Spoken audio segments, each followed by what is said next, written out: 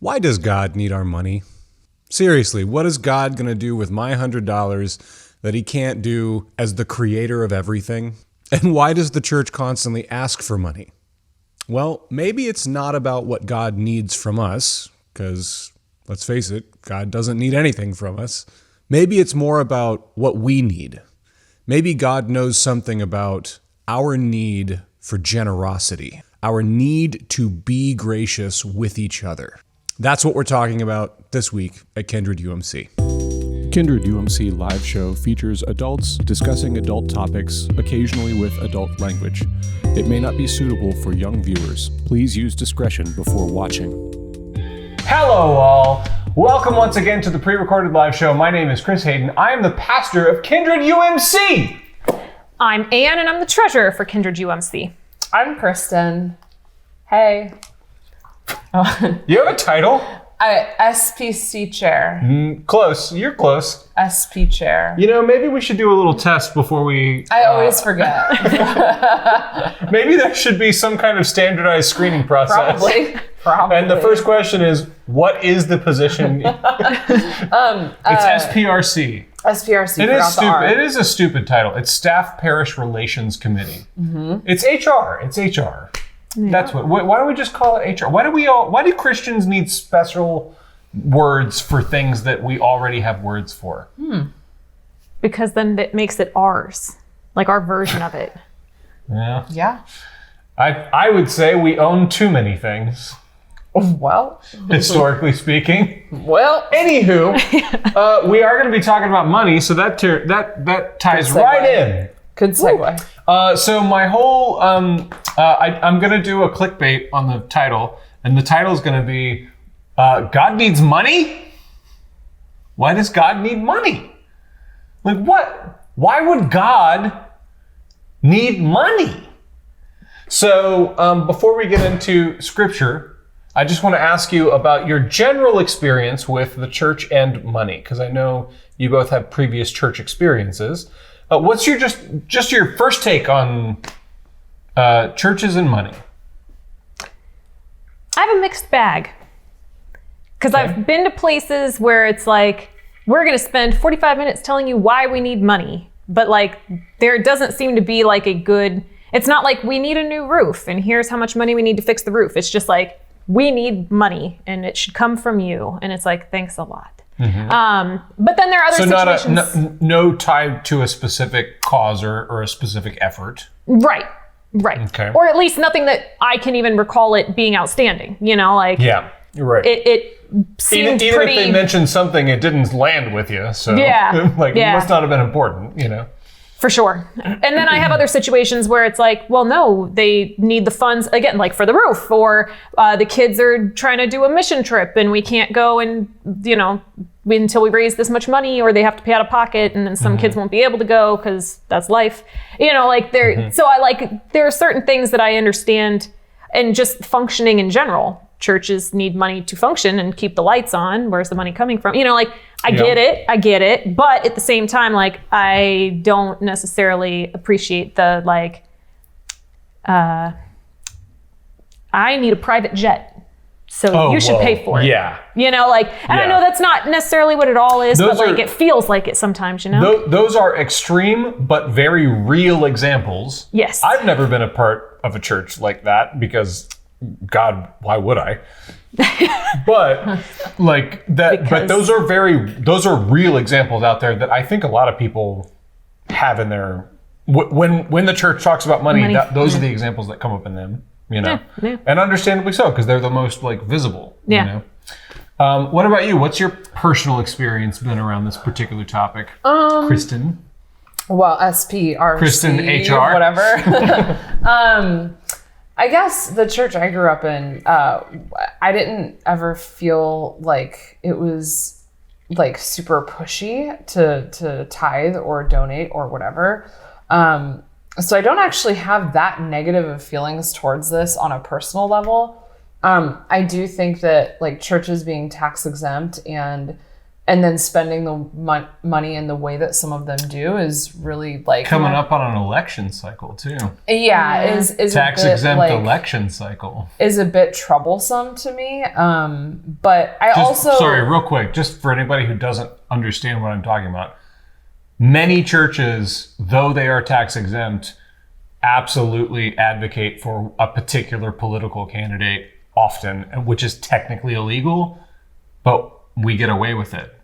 And I say we loosely because I have never done that. I have never asked a single one of my congregation to vote for someone, but like many churches do. So yeah.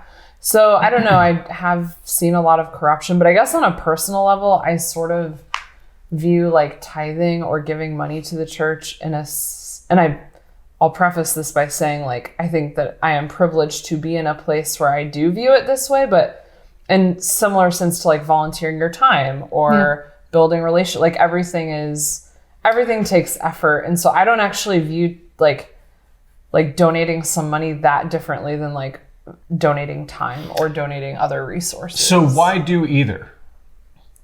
Well, I guess from my perspective, it's about like, I guess I don't know if I have a great answer for why we're doing either, other than like, I think that we have like an innate desire to contribute towards something. Mm-hmm. And from a spiritual perspective, when you say we, you mean like humans, yeah. Whether you're in church or not, like people that are not going to church also have that desire, and it's expressed in maybe different ways. But we all want to be a part of something and build something. Yeah. So I think I would, for the most part, agree with you. But I think there are some exceptions. Sure. There are certain outlier personalities that don't feel that way at all. But I do agree. I think there's something human about, and I like the way you said it, like wanting to participate in something. It's not just about, if it was up to me to change the world, I would feel wildly overwhelmed. But when I can join forces with something bigger than me, there's something going on there. I feel like a part of something. And when our powers combine, we can summon Captain Planet. Like there's something to that.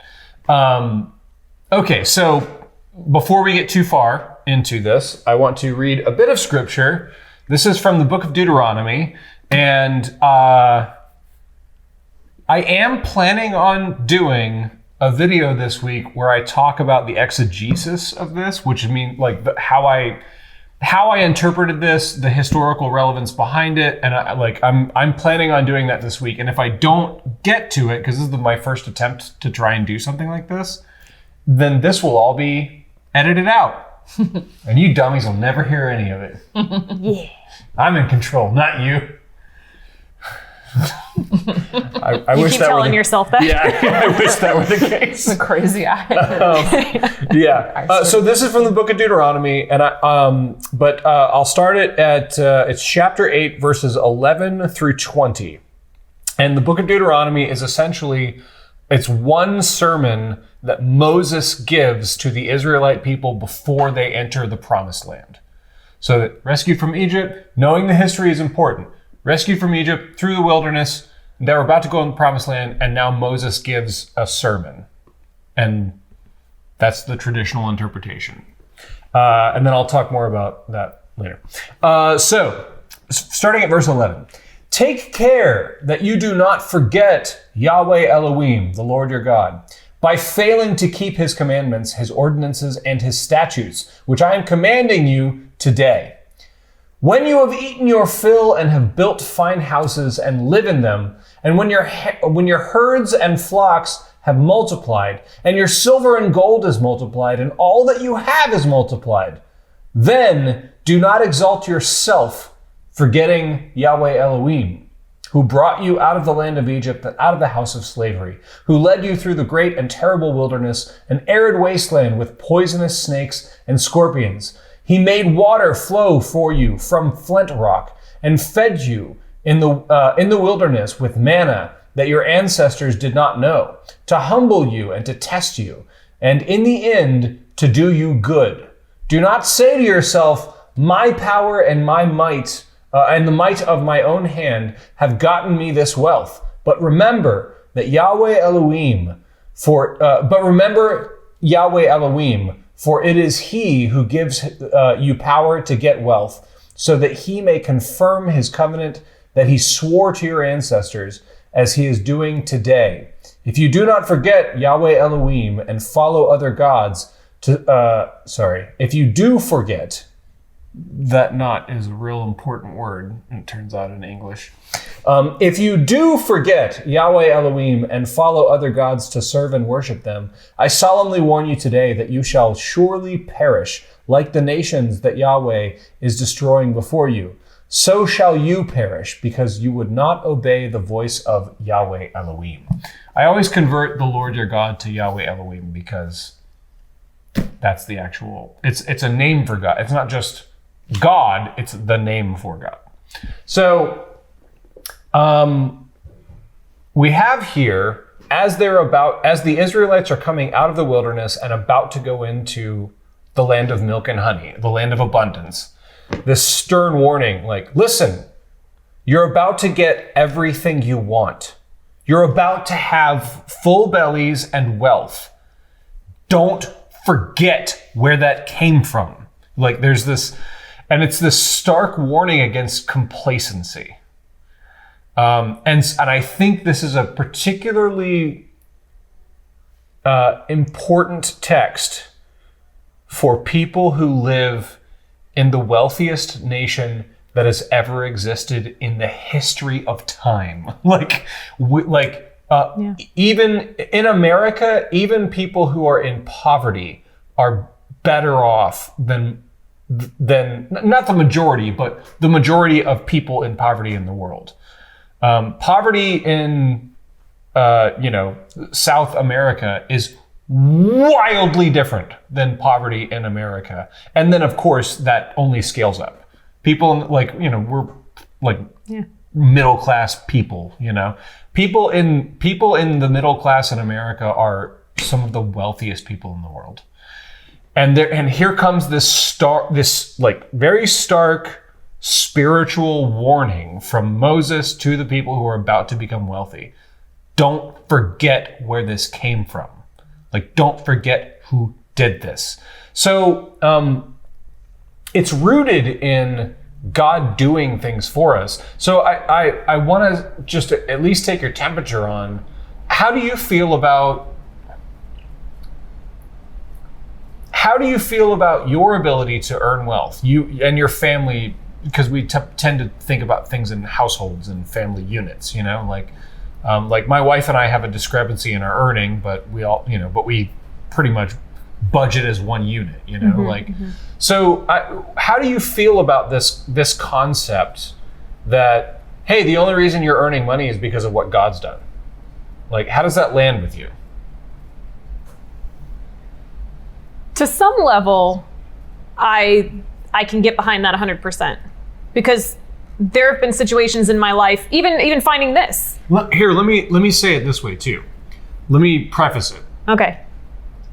We all know, as proper Christians and as proper, wonderful, perfect people, that the correct answer is, of course God. Oh yeah, of course God has given me the ability to earn. So let's just all acknowledge that that's exactly what if there was a multiple choice test, that's what we would click, and we would know that. So now let's take that and I want to give permission to really genuinely, I'm not asking you to feel the way I think you should feel about it. I'm simply trying to give permission to let's really explore, because it's a challenging idea for a lot of people, especially in a capitalist economy, Well, so there have been situations in my life where right place, right time kind of thing. Finding this. This was an out of the blue, you called me, here I am, and it lined up. Oh, come on. We're lucky to have you. We're lucky to have you. Come on. Good job, whoever put my name in the hat. But it was Courtney. I thought so. Yeah, I remember the moment. Yeah. And we were all everyone in the room went, "You're right." But it was one of those like, aha, the sunshine came out and it was like, ta-da. But I've had other moments in my life where it's like, man, I feel like we've had the talk, like, where are you in the room? Like, where were you when I was trying to find the job and I ended up working If for God's minimum here, wage? then what the F is he doing? Because I can't see any evidence.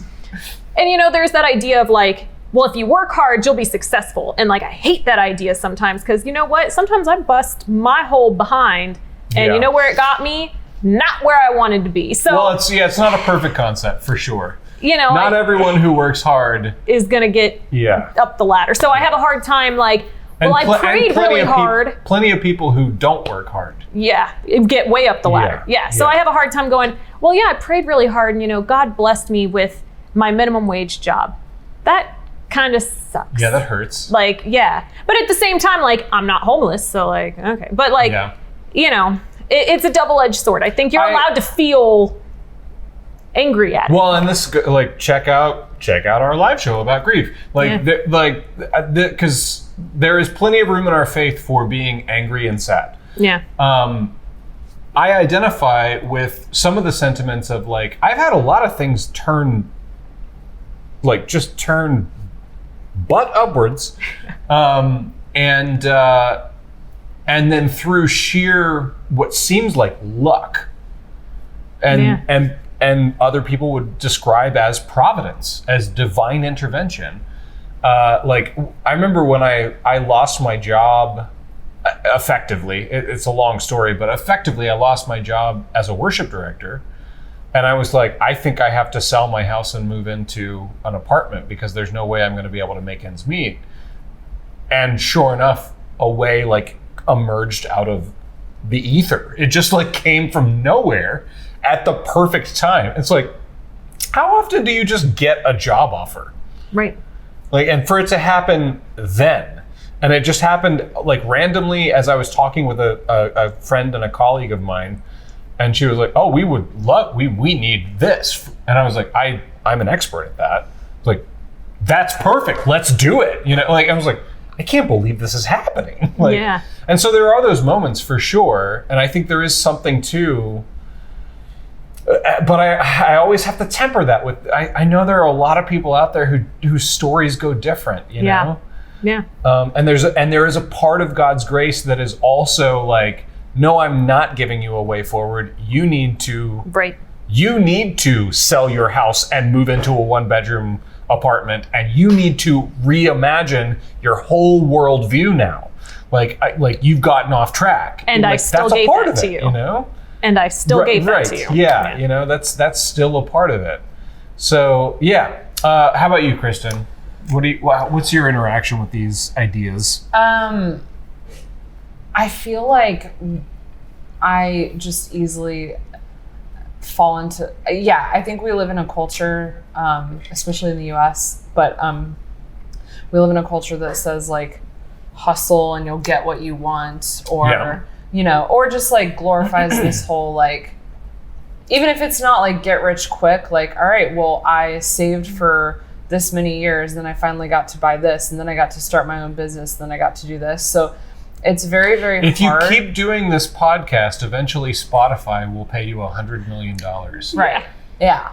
So like, I think it's very, Joe Rogan. very hard to like fall out of, like to remove yourself from the, I am working hard, therefore I am seeing results kind of a thing.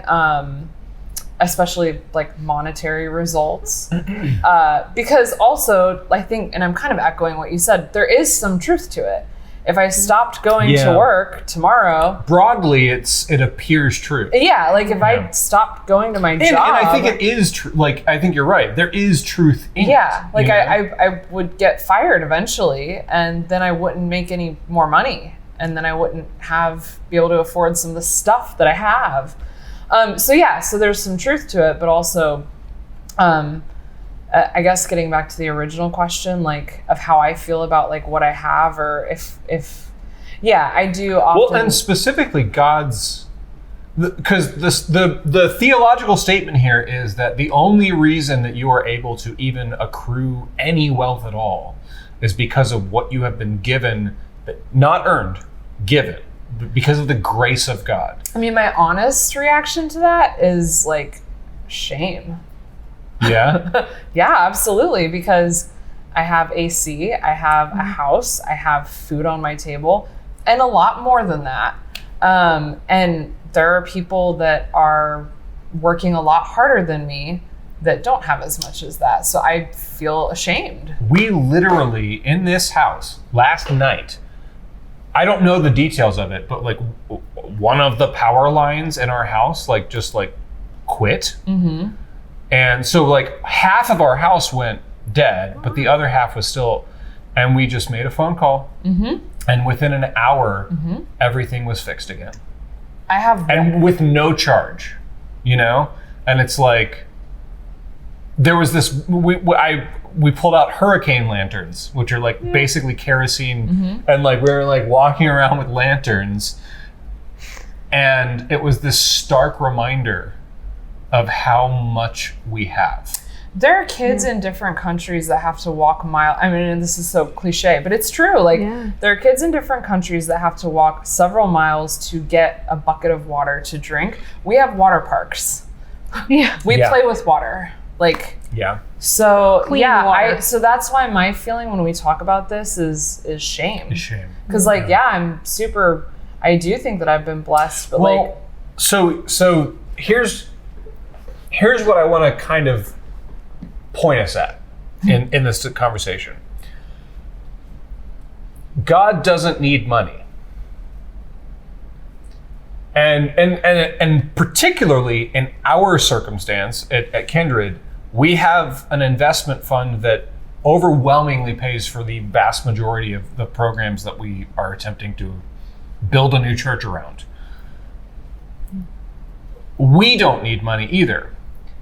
My argument is, and I think God's point is, you need to give money. It's not that God needs money, it's that people need to share their resources with each other. Like, we are just programmed that way. We just are. And it's another one of these counterintuitive things. It's like the idea of like, you're gonna win the battle over whatever you're fighting by surrendering. Like, that's counterintuitive. It doesn't make any sense, and yet that's the nature of the gospel. It's the same thing. You know, you talk about shame. I don't think you're alone in that. I think a lot of people feel that, and especially, and we have a culture of abundance. Like if you don't feel that, at least a little bit, I invite you to look a little deeply, because like there is something there. It should kind of be there a little bit, at least. You know, I certainly don't want people to become detrimentally shameful, but we should be a little embarrassed at the abundance that we get, you know? And that is the human like need to share. We have a need to share, except for those of us who are sociopathic, you know, like, except for those of us who need serious mental care. We have deep inside of us a need to share, and it's hard to suss out. It's not an easy thing to diagnose, you know. But if anybody out there is really kind of struggling with, particularly the idea that having things and getting things is going to make us something, make us happy, make us full, make us whole, make us a lot, whatever. I invite us all to really, really consider that we might actually have a need to give away some of the things that we have been given. Like, that might actually be the cure for what ails us. And since we're running out of time, this month we are partnering with the Florida United Methodist Children's Home, and we are trying to make Christmas special for kids who are in foster care and kids who are coming from abusive environments, and with a facility that has been in action for years and years and years. And I've toured many times, and I'll steal from one of my colleagues, Chad Denmark. The United Methodist Children's Home in Florida is sacred ground, and you can, and I kid you not, when you get there, you can feel it. It's a magical, miraculous, graceful place, and so we're going to be partnering with them for the next couple of months to try and make Christmas special for kids who haven't been given the benefits that I have been given. And if you are so moved to donate, then 100% of your cash that you give will go directly to buying Christmas presents for those kids.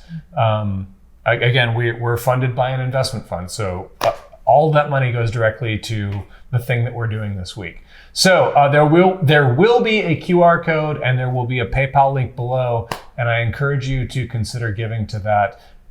If not for their sake, then for your own.